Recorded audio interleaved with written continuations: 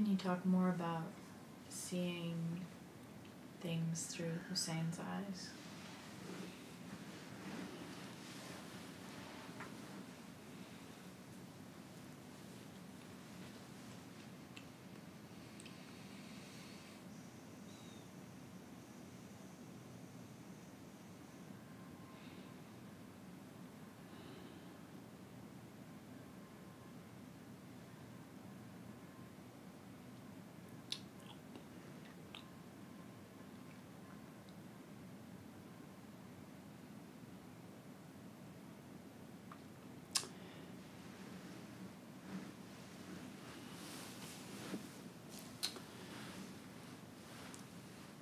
I know it's something that I said some time ago.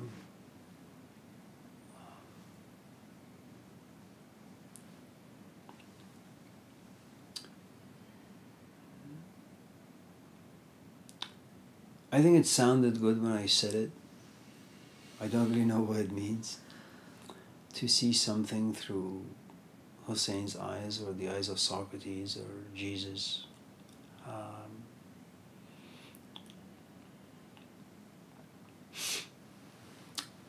I suppose I can maybe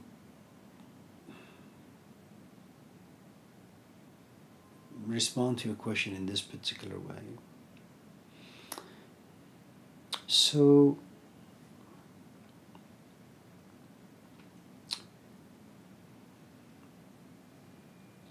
you have a kid from Nazareth, at the age of 12, supposedly, he is very unhappy with himself, with his life.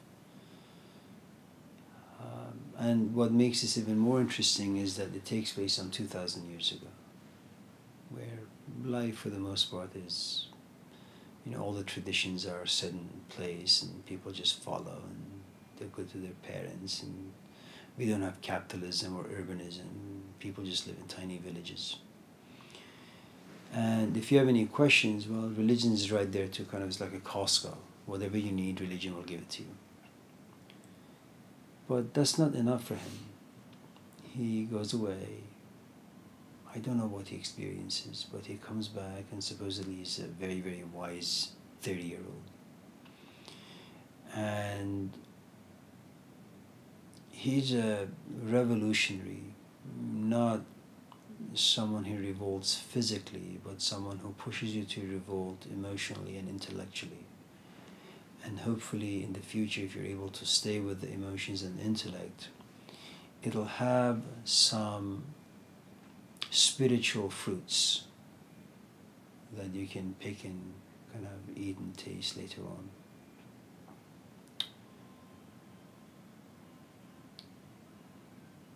A few centuries after him, many centuries after him, appears a man, Francis of Assisi. By this time, the image of Jesus Christ had been advertised really, really well in Europe. Catholicism was a big thing, the Vatican, popes, the Bible, all these things had a proper place in human life in Europe. He goes to the battlefield and he has a vision. He's not going to be Jesus Christ, but he was born in the tradition of Jesus Christ, that superficially his culture was Christian. His parents took him to church,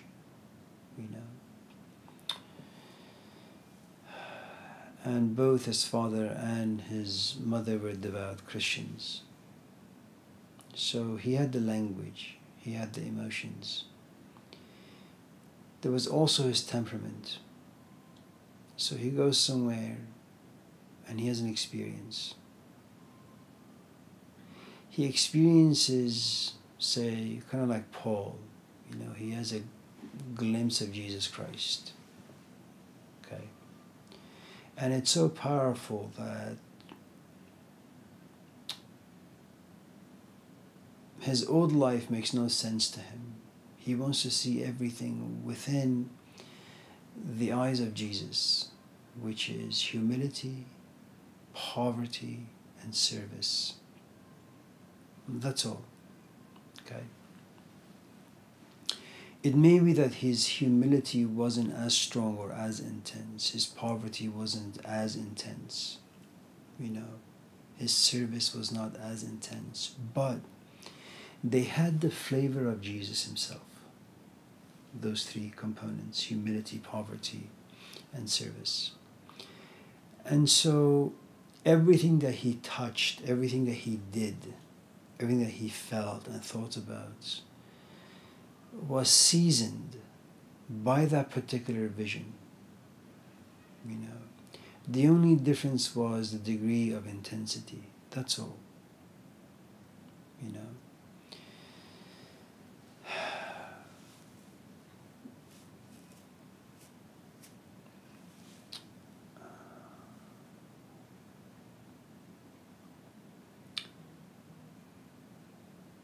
There is a book called Bahr dar Kuze,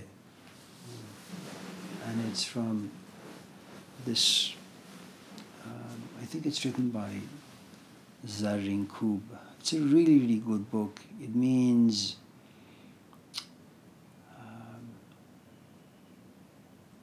ocean in a jug. And it doesn't make any sense. How could you fit an ocean, all that water, into a tiny little jug? It makes no sense. But in some ways it makes perfect sense, because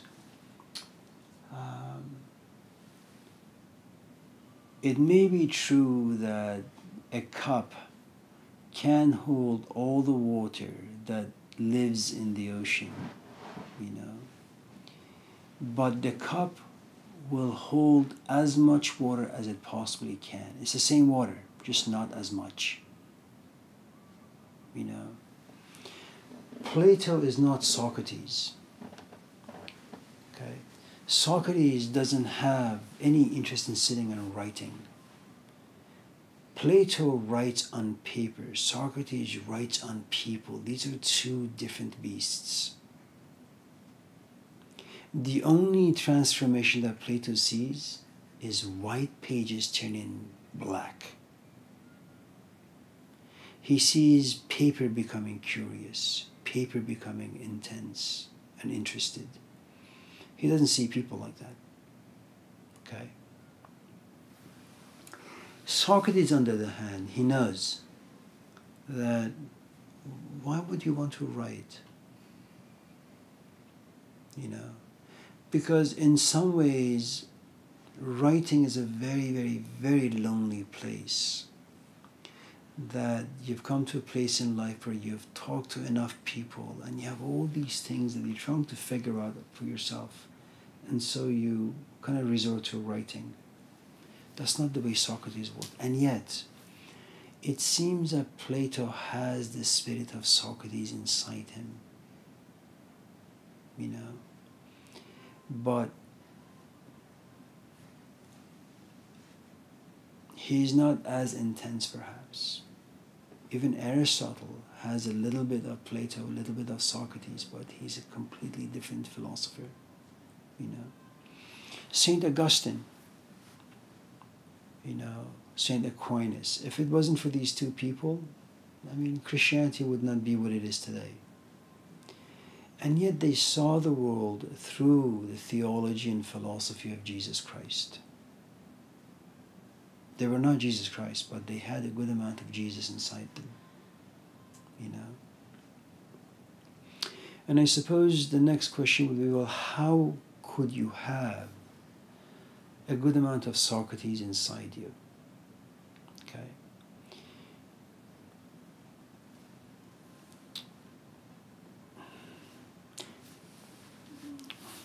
I'll tell you a story. I had a friend who had become interested in Gurdjieff. They were both the same age. And there was this 2-year period where he would read and reread every book, every piece of literature that he had found about Gurdjieff and his ideas. He had went to a variety of different workshops, by different people here in Australia, Canada. And then he found this book, Our Lives with Mr. Gurdjieff, by Thomas de Hartmann and Olga de Hartmann, And I remember one day sitting and having coffee, and these are things he would never share, but I think he was just drunk after having like 10 cups of coffee. He said, I remember one night sitting and reading Our Lives with Mr. Gurdjieff, and I was on page like 255 or something, and I put the book down and I was laying on the sofa. The lights were off. I closed my eyes. And it said something from the inside. Maybe again, this guy was nuts, I don't really know. It said something from the inside just screamed, Gurdjieff, Gurdjieff, I need help. And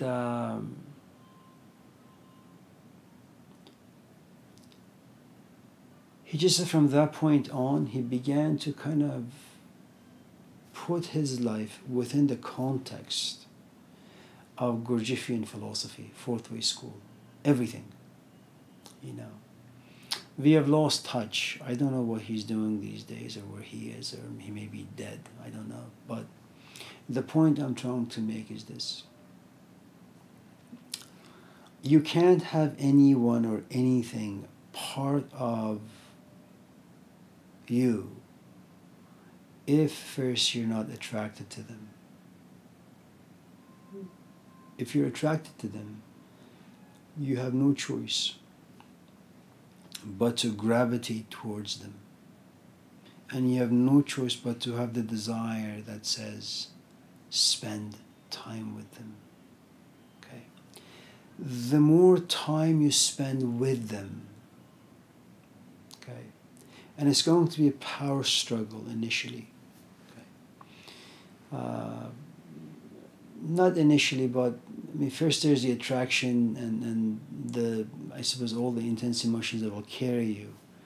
But there comes a point where you're trying to understand exactly what it is that they're saying, and then disagreements come about. And then if the relationship continues, and you can kind of be put in a place of passivity or submissiveness, then you can kind of absorb that person's intellectual insights or spiritual insights or emotional insights. And then the more you hang out with them, the more of who and what they are begin to live inside you. And as more of them live inside you, less of you will live inside you. So without them, you have no idea who you are. Without them, you have no idea what you're doing. Without them, you have no idea what you're feeling, what you're thinking. And then something very strange happens. After a while, you just say, you know what? I don't really care. I like myself to be all that person and none of me. Okay? And then what will happen is you begin to talk to your mom, and your mom says, Cassie, you're beginning to kind of talk like A, B, C, D. Like that, that's Plato guy. Don't you have like any respect for yourself? Won't you just be who you are? And I think that's the sort of wrong perspective to have. It's much better for you to adopt the ways of Plato. It's really not really up to you. The more time you spend with him, you begin to look like him, smell like him, and think like him. Which means, in the long run, you begin to see the world through his eyes. There will come a point where you will gain enough independence and maturity when you begin to modify You'll take the ideas of Plato, but remember, you have your own unique temperament and your own unique time and history. You live in America. Plato was a man. You are a woman. Plato was 70. You're 35. Okay. Plato did not, maybe he had a couple of children, but he was a man. You're a mother. So all of a sudden you begin to take Plato's ideas. Okay. You talk like him, see things like him, but now you bring them down to your life, and then you begin to make adjustments. That becomes your full voice, but it is founded on the ideas of Plato.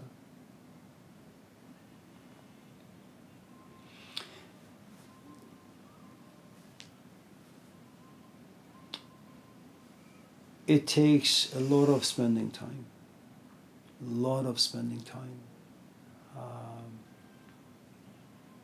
And you have to be monogamous. And whenever you enter any other relationship, you have to have, first you can't, I remember when we were hanging out with Hussein, I wasn't interested in what other people had to say. I didn't care how insightful or clever or colorful it was. I just couldn't bring myself to care. They weren't interesting. They were not Hussein.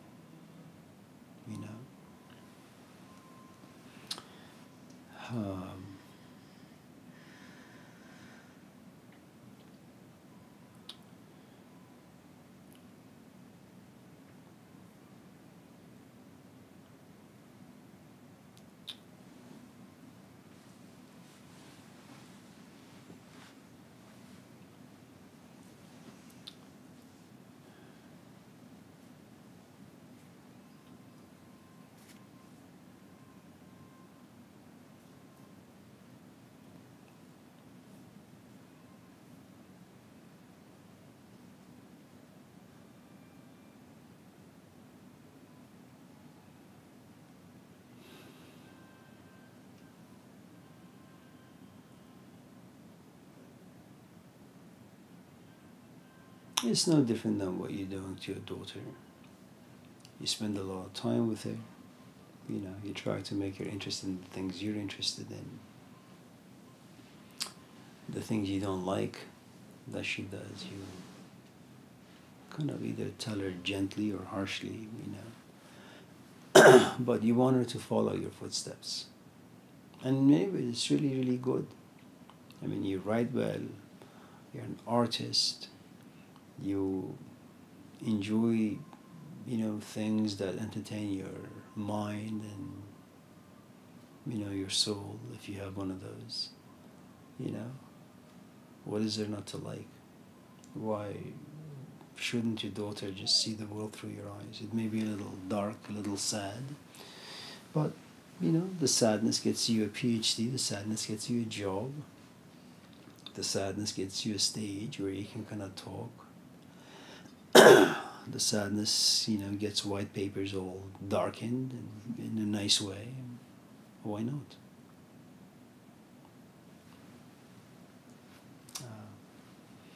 You're just very lucky because your daughter comes out with nothing. You can kind of write on her. But when you have someone like, someone who's 18, 19, 20, 25, 30, they're like a 20-volume book. They come to you. You have to slowly get rid of all the volumes. And it's not going to happen easily. They're going to resist. They're going to doubt.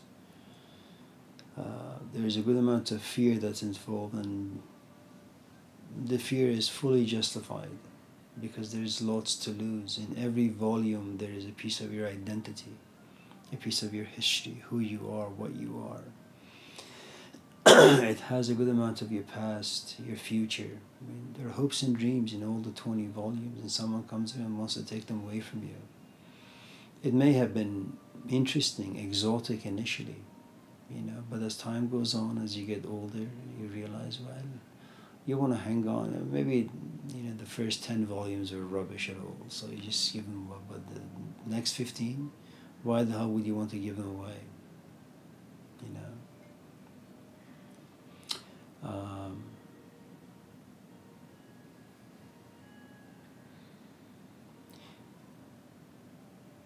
You know, Hussein was a very, very practical man, which was really, really good. Haqi, he was not a practical man, you know. And it's good to be practical because, you know, you understand the world of Caesar, you understand the world of, you know, God. You need to be responsible for both. And so he never, ever, ever enjoyed, you know, conversations that had a lot of fluff to it, you know.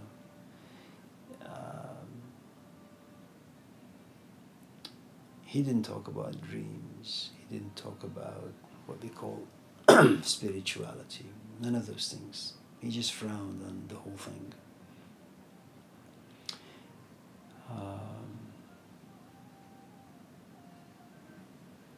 We never really talked about hippies, but I am sure that you know, he would be disgusted by them. And who wouldn't be? I mean, if you have any intelligence to you, there's nothing to like about them.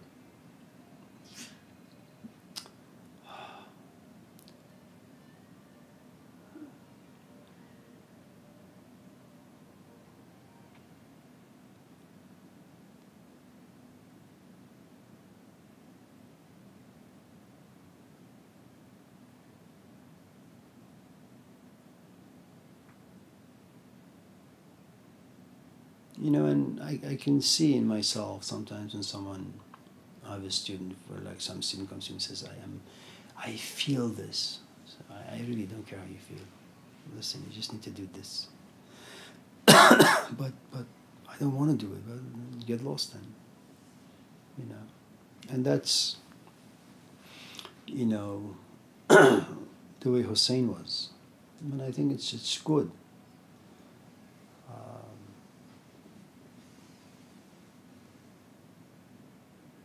You know, because there's a good amount of politics in life, and if you have a teacher, you know, it's kind of like, you know, our friend Andrea. I don't want to say his name, Andrea, and Andrea really is not his name. It's Andrea. You know, so he's 18. And we talk about, you know, just. He's 18. And someone tells him, there's a, you know, Gurdjieff has been reincarnated. And we saw him in Grass Valley. Okay, that's really great. So you have this young, intense, impressionable kid, you know, who's been kind of sitting on the lap of the Pope in Rome.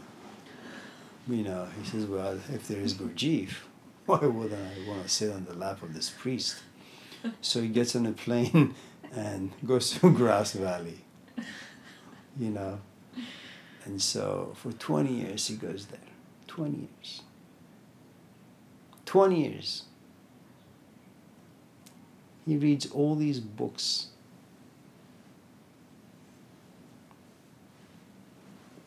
But he has a bad teacher. Doesn't say anything about relationships, about community, about the importance of education, the importance of money, the importance of stability, the importance of some ideas are practical and good to have, some ideas are impractical and poison for your soul. No. You know, and they live in this like hippie, ridiculous community where nobody's responsible for anything really. just deceive themselves with ideas that are just outdated. You know, they're just no good anymore.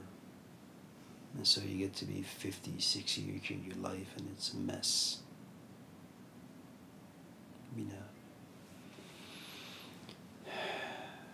And you can see through the eyes of that teacher, because the teacher has nothing really, I mean, the teacher is blind, you know. I mean, there is this really nice saying, I think it's in the Gospel of Luke, that, or maybe Matthew, or maybe John, or maybe Mark, but I'm sure it's in one of them.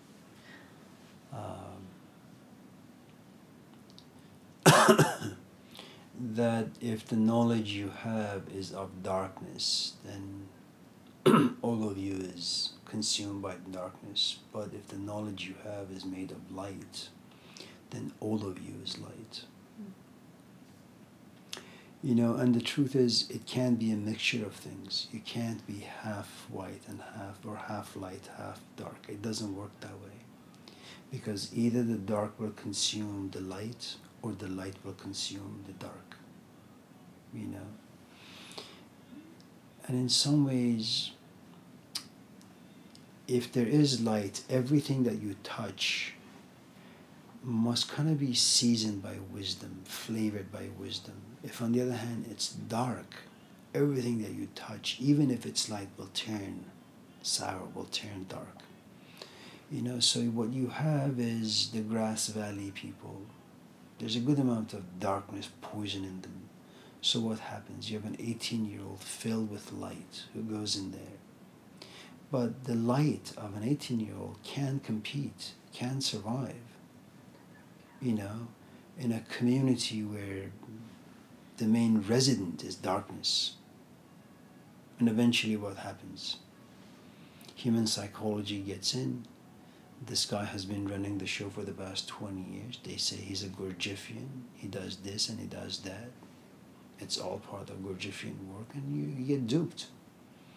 You know? And then you begin to see everything through his eyes, because you see him as authority.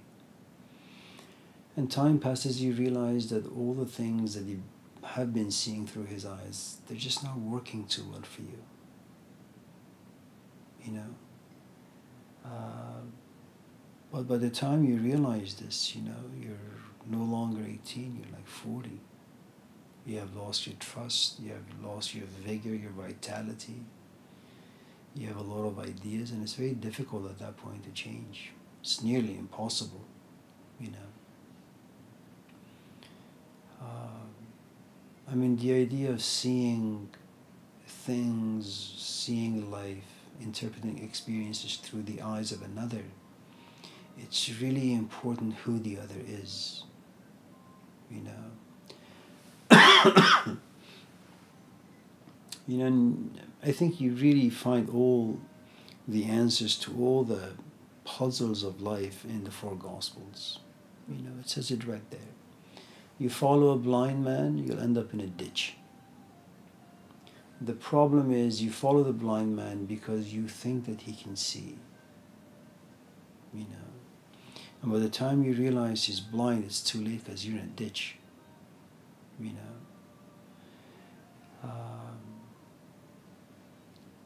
And then once you realize that, you will never, ever, ever follow anyone again.